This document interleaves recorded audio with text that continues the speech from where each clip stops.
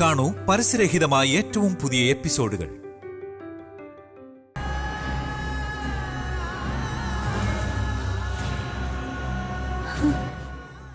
ഇവളെങ്ങോട്ടേ പോകുന്നേ?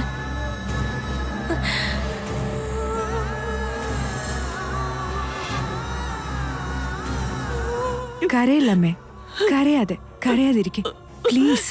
കരയല്ലേ, അവനൊന്നും പറ്റില്ല.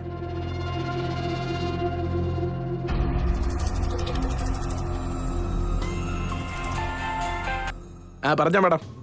എവിടെയാ ഇപ്പൊ നീ? ഇവിടെ തന്നെ, ആശുപത്രിയുടെ പുറത്ത്. ജാനകി പുറത്തോട്ട് വന്നിട്ടുണ്ട്. കൊന്നോളട്ടെ മാഡം? ഇപ്പൊ വേണ്ട. എങ്ങോട്ടാ പോകുന്നേന്ന് നോക്ക്. അവളെ നീ ഫോളോ ചെയ്, എന്നിട്ട് എന്നെ അപ്ഡേറ്റ് ചെയ്. അവളെ എന്ത് ചെയ്യണമെന്ന് എന്നിട്ട് പറയാം.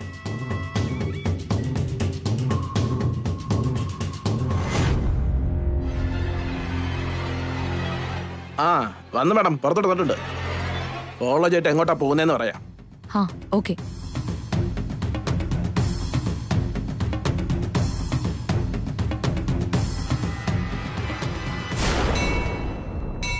എന്റെ മോള് വലിയൊരു അപകടത്തിൽ നിന്ന് രക്ഷപ്പെട്ടതാണെന്ന് പറഞ്ഞു. രൂപവും മാറിപ്പോയെന്ന് പറഞ്ഞു. എത്ര ശ്രമിച്ചിട്ടും എനിക്ക് അവളെ കണ്ടുപിടിക്കാൻ കഴിഞ്ഞിട്ടില്ല. എന്താ ചെയ്യേണ്ടെന്ന് ഒരു പിടിയും കിട്ടുന്നില്ല. ഒന്ന് നോക്കി പറയൂ തിരുമേനി. ഇപ്പൊ പറയാൻ രാമ.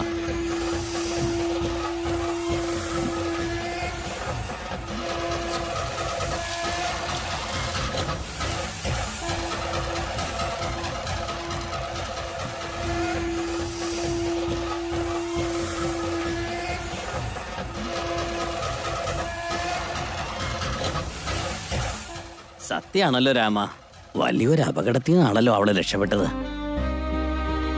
ഇപ്പോഴും നിങ്ങളുടെ മകള് ജീവനോടെ ഉള്ളത് അതിശയം. എന്റെ മോളിപ്പോ എവിടെയുള്ളെന്ന് പറയാൻ പറ്റുമോ? എപ്പോഴാ എന്റെ അടുത്തേക്ക് വരിക? ആപത്തുകൾ പൂർണ്ണമായിട്ട് മാറിപ്പോയിട്ടില്ല, അത് കൂടെ തന്നെ ഉണ്ട്.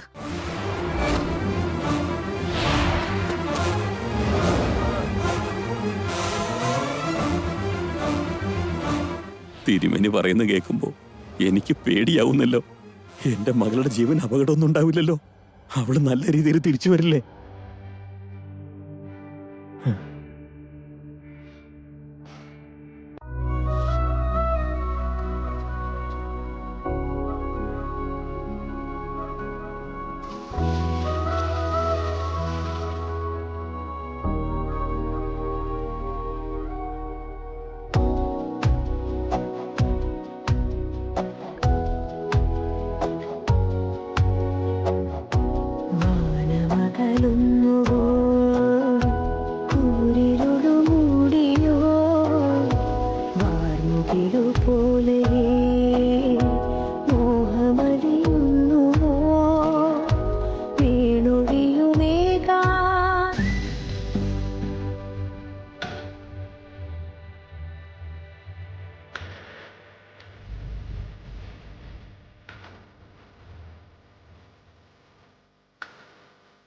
ഇനി ഒരു കടമ്പ കൂടി കിടക്കണം.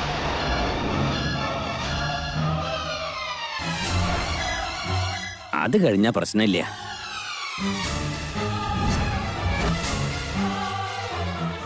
അപകടാണോ? അതിന്ന് പുറത്തു വരൂ തിരുമേനി. എനിക്ക് അവളെ സഹായിക്കാൻ പറ്റുമോ? നമ്മുടെ കയ്യിൽ ഒന്നുമില്ല ജനകരാമോർമ്മേ. എല്ലാം ആ ദൈവനിശ്ചയം പോലെ നിങ്ങൾ മനസ്സുരുകി പ്രാർത്ഥിച്ചോളുക. ഒരു നാള് മകള് നിങ്ങളുടെ പൂമുഖപ്പടിയിൽ വന്ന് നിൽക്കും.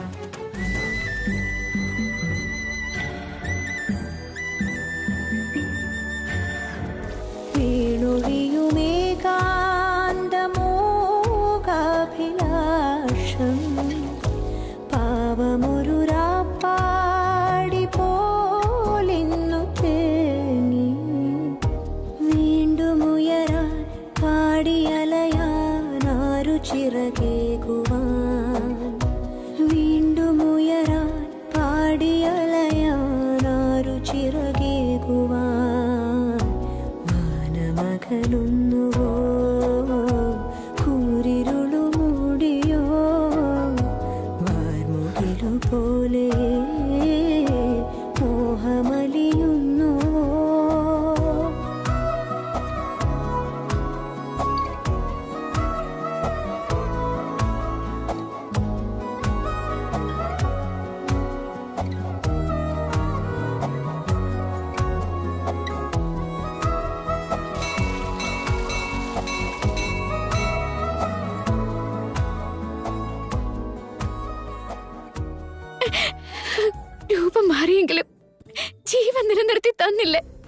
അതെനിക്ക് വീണ്ടും ഒരു ജീവിതം തരാൻ വേണ്ടിയായിരിക്കുന്ന ഞാൻ കരുതിയത്. എന്റെ ജന്മരഹസ്യം എന്താണെന്ന് അറിയാനൊരു അവസരം തന്നതാണെന്നോ ഞാൻ കരുതിയത്. പക്ഷെ ബന്ധങ്ങളിൽ നിന്ന് എന്നെ അകറ്റാൻ വേണ്ടിയായിരുന്നെങ്കിൽ എന്തിനാ ദേവി എന്റെ ജീവൻ രക്ഷിച്ചേ? പറ ദേവി, എന്തിനാ എന്റെ ജീവൻ രക്ഷിച്ചേ? ഞാൻ മരിച്ചു പോയെന്ന് കരുതിക്കൊണ്ട് ദേവിയുടെ വിഷം കഴിച്ച് ആശുപത്രി കിടക്ക. അത് വിഷം കഴിച്ചതല്ലെന്ന് എനിക്കറിയാം. അതിന്റെ കാരണം എന്തായാലും ദേവേട്ടൻ ജീവനോടെ ഉണ്ടെങ്കിൽ ഞാനും ഉണ്ടാവും. വേണമെങ്കിൽ ദേവേട്ടന് പകരം എന്റെ ജീവൻ എടുത്തോ ദേവേ. ദേവേട്ടനെ എങ്ങനെയെങ്കിലും രക്ഷിക്ക് ദേവേ.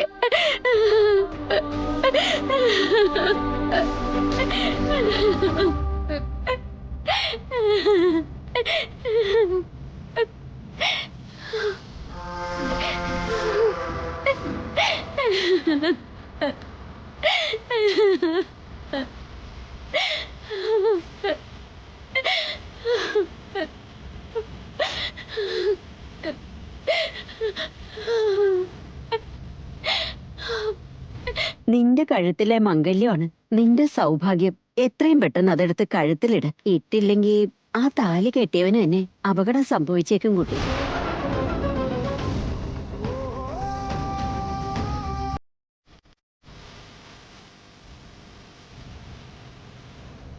നിന്റെ മംഗല്യമാണ് നിന്നെ രക്ഷിക്കാൻ പോകുന്നത്. അതെ, ആ ചേച്ചി പറഞ്ഞതുപോലെ കണ്ണുദോഷം മാറിക്കിട്ടാൻ ഒരു കരുമണിമാല എടുത്ത് കഴുത്തിലിടണം. എന്നാലേ ദേവേട്ടന്റെ കണ്ണുദോഷങ്ങൾ മാറിക്കിട്ടും.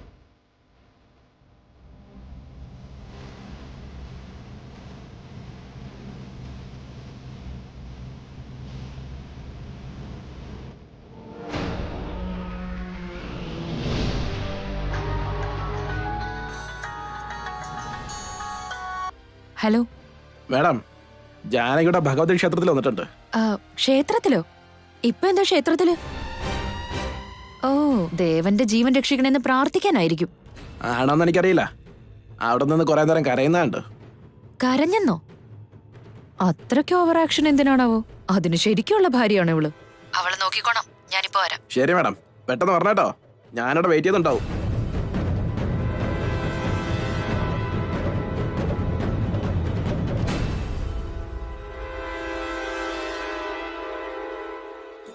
നെറ്റിയില് പൊട്ടിയില്ലല്ലോ മോളെ. വീണൊഴിയുമേകാന്തമോകാഭിലാഷം പാവമൊരു രാപ്പാടി പോലിന്നു തേങ്ങി വീണ്ടും ഉയരാൻ പാടിയലയാനാരു ചിറകേകുവാൻ വീണ്ടും ഉയരാൻ പാടിയലയാനാരു ചിറകേകുവാൻ മാനമകലുന്നുവോ കൂരിരുളു മൂടിയോ വാർമുകിലു പോലെ മോഹമലിയുന്നുവോ.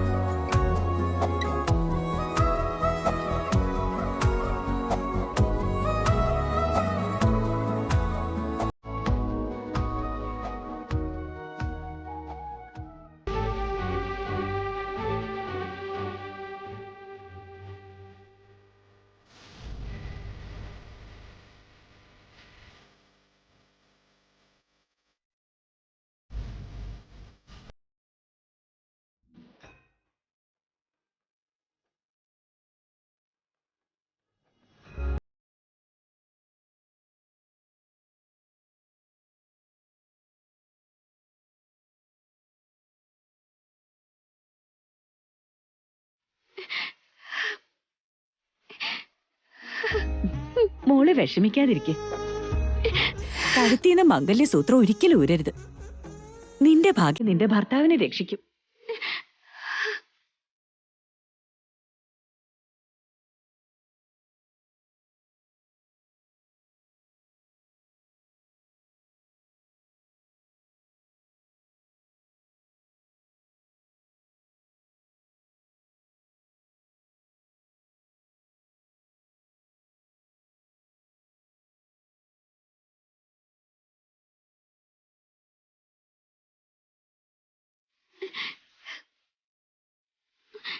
എന്റെ ഭർത്താവിന് വേണ്ടി പ്രാർത്ഥിക്കണം.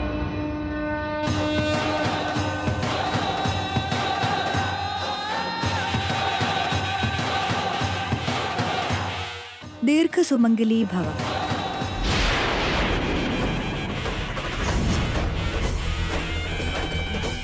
എന്താടാ, എന്താ ഇവിടെ നടക്കുന്നേ? എനിക്കൊന്നും മനസ്സിലാവുന്നില്ല മാഡം. ദീർഘസുമംഗലീ ഭവ. സുമംഗലീ ഭവ.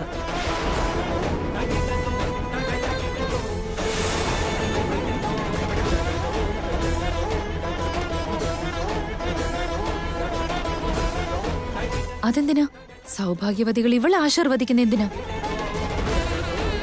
ജാനകി എന്താ ഇവിടെ?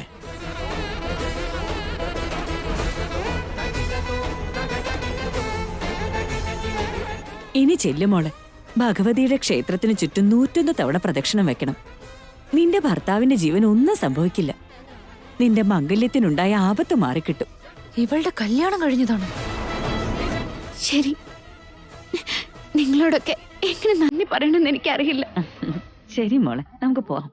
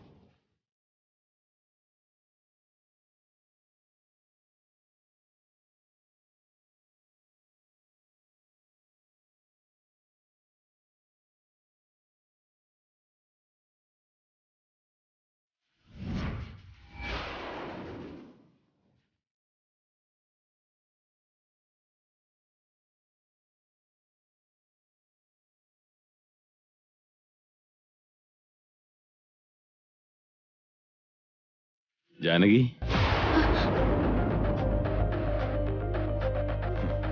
നിന്റെ കഴുത്തിൽ എവിടെന്ന ഈ താലി? നിന്റെ ഭർത്താവിന് എന്താ മോളെ അപകടം? നിന്റെ കല്യാണം കഴിഞ്ഞതായിരുന്നോ? എന്റെ കല്യാണം കഴിഞ്ഞിട്ടില്ലെന്ന് ഞാൻ പറഞ്ഞിട്ടില്ലല്ലോ. എപ്പോഴേ കഴിഞ്ഞതാ അത്. പ്രദക്ഷിണം കഴിഞ്ഞിട്ട് വരാട്ടോ.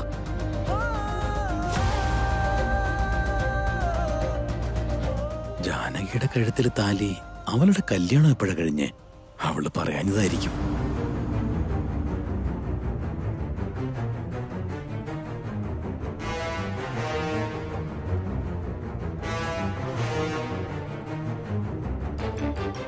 ഏയ്, എന്ത് നാടകാടി ഇത്? എന്തൊക്കെ കോപ്രായങ്ങൾ ഇത്? എന്താ ഒന്നും മിണ്ടാത്തെ?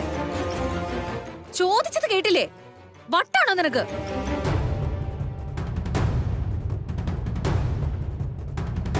എടി ജാനകി, നിന്റെ ഭർത്താവിന് ആപത്താണെന്നോ എന്നും പറഞ്ഞ് ഒരു ചരടെടുത്ത് കഴുത്തി കെട്ടി താലിയാണെന്ന് പറഞ്ഞ് പ്രദർശനം വെച്ച ദേവേട്ടന്റെ ജീവൻ രക്ഷപ്പെടുവോ? ദേവേട്ടൻ എപ്പോഴാ നിന്റെ കഴുത്തി താലി കെട്ടിയേ? അതിന് ദേവേട്ടൻ നിന്റെ ഭർത്താവല്ലല്ലോ. ആണോ അല്ലേ എന്നുള്ള സത്യം എനിക്കറിയാം. അവിടെ ഇരിക്കുന്ന ആ ദൈവത്തിനും അറിയാം.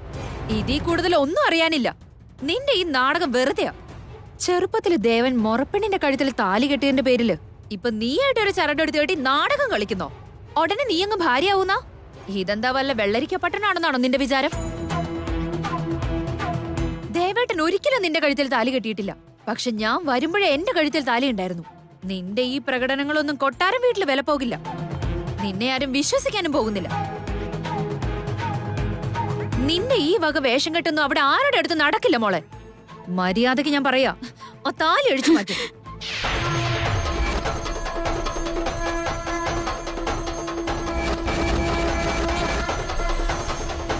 എന്റെ ഈ താലിയിൽ നിന്ന് നിന്റെ കൈയെടുത്ത് മാറ്റടി. അതിനിത് നിന്റെ കഴുത്തി കിടന്നിട്ട് വേണ്ടേ? പറഞ്ഞു മനസ്സിലാവില്ലെന്നുണ്ടോ?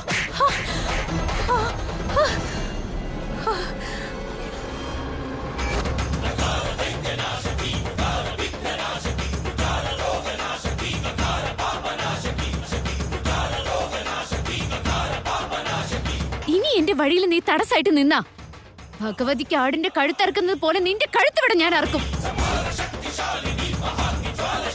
സൂക്ഷിച്ചോ.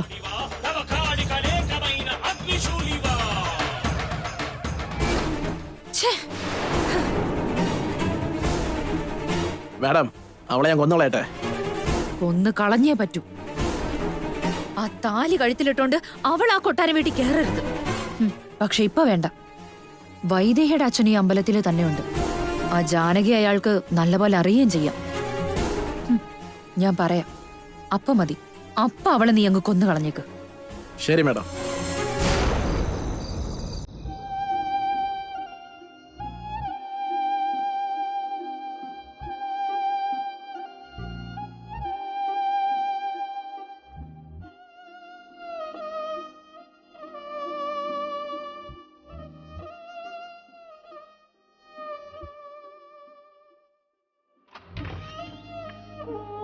ഊർമിളെ, ഊർമിളെ, ദേവനിപ്പോ എങ്ങനെയുണ്ട്? പറയൂ ഊർമിളെ. ഊർമിളെ, എന്താ ഒന്നും മിണ്ടാത്തെ? ദേവൻ എങ്ങനെയുണ്ട്? ദേവൻ എങ്ങനെയുണ്ടെന്ന് പറ ഊർമിളെ. പറ ഊർമിളെ. ഊർമിളെ, ചോദിച്ചത് കേട്ടില്ലേ? ദേവൻ ഇപ്പൊ എങ്ങനെയുണ്ടെന്ന് പറയ്. സംശയവാ. ഡോക്ടർമാരെല്ലാം കൈ മലത്തിക്കളഞ്ഞു.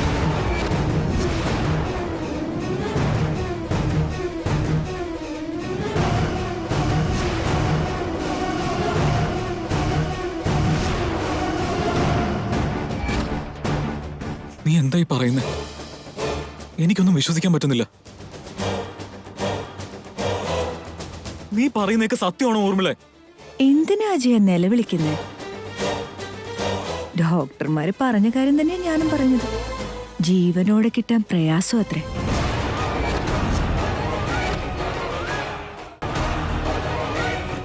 അജയ, തന്റെ അനിയന്റെ തലയ്ക്കോളമാണ്.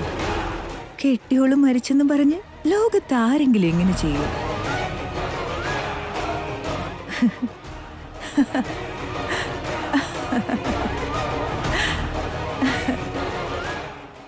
അജയൻ ചക്രക്കസേരയിൽ പെർമനന്റ്ലി സെറ്റിൽഡാ. അതിനർത്ഥം അജയൻ ഉള്ളതും ഇല്ലാത്തതും ഒരുപോലെയാണെന്നല്ലേ? എന്നും പറഞ്ഞ് ഞാൻ ആത്മഹത്യ ചെയ്യണമെന്നാണോ? അതോ സന്യാസത്തിന് പോണോന്നാണോ? അങ്ങനെയൊന്നുമില്ലല്ലോ. പിന്നെ ദേവനിത് എന്താ പറ്റിയേ? ഊർമിളെ, ദേവൻ ഈ അവസ്ഥയിൽ കിടക്കുമ്പോ നീ എന്ത് തോന്നിവാസ പറയുന്നേ? അവന്റെ അവസ്ഥ മനസ്സിലായത് കൊണ്ട് തന്നെയാ ഇങ്ങനെയൊക്കെ പറയുന്നത് മിസ്റ്റർ അജയൻ വർമ്മ. അല്ലെങ്കിലും ദേവൻ ഇങ്ങനെയൊക്കെ തന്നെ സംഭവിക്കണം. ലോകത്ത് ആരും ഇല്ലാത്ത പോലല്ലേ ഒരു അനാഥയുടെ പുറകെ നടന്നത്. എന്നിട്ട് അവള് തന്റെ അനിയനെ അനാഥയാക്കിയിട്ട് എങ്ങോട്ടോ പോയി കളഞ്ഞു. ഇവിടെ ഇപ്പൊ തന്റെ അനിയനാണ് പുഴുവിനെ പോലെ കിടന്ന് പെടയുന്നത്.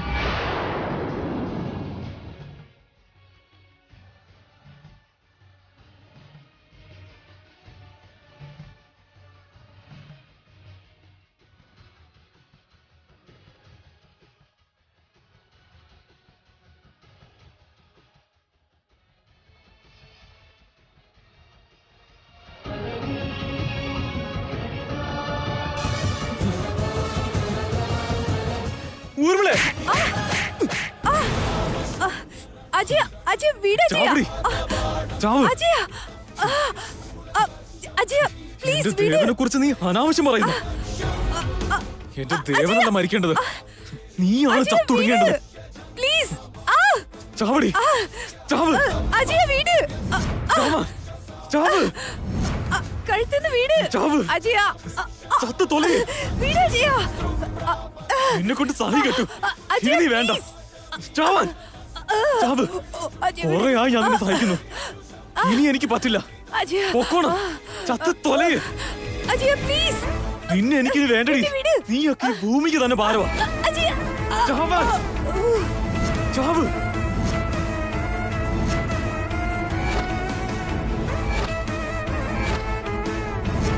എന്റെ കഴുത്തുനിന്ന് വിട്, കഴുത്തുനിന്ന് വിട്. വിട് അജയാ.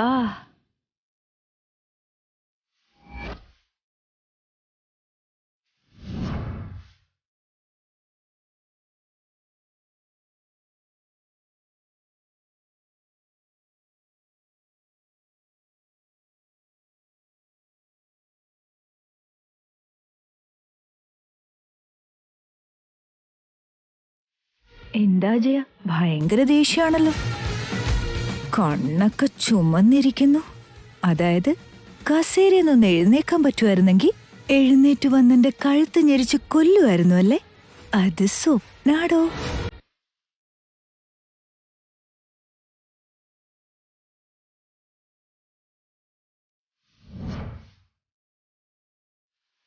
ഇത് ദൈവം മനഃപൂർവ്വം പിടിച്ചിരുത്തിയതാവും, അല്ലെങ്കിൽ ഇവിടെ ഇളക്കി മറിക്കില്ലായിരുന്നു.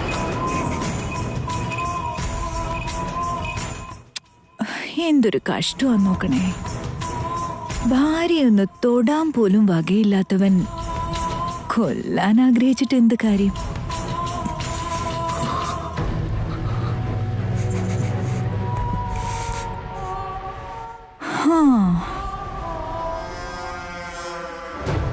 ഇനി കുറച്ച് നേരത്തിനുള്ളിൽ അനിയന്റെ ഡെഡ് ബോഡി ഇവിടെ എത്തും. പ്രതീക്ഷിച്ചിരുന്നോട്ടോ.